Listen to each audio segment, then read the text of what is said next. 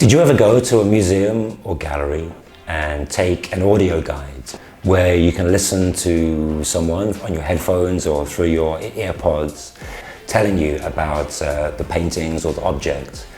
Well, we decided to make our own.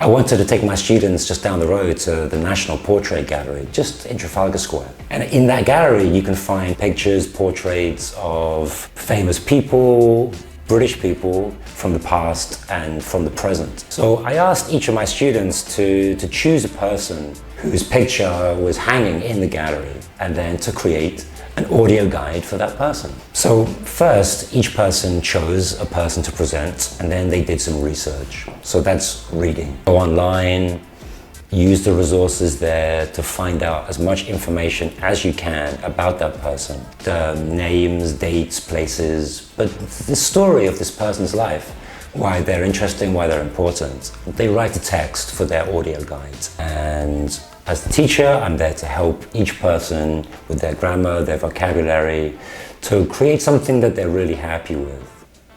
And then there is the recording, that's the speaking part.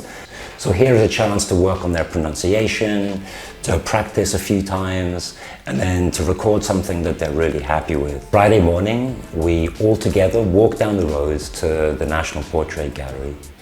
And we found the pictures of the people that the class had created the guides for. And we listened. Today I will talk about John Lennon.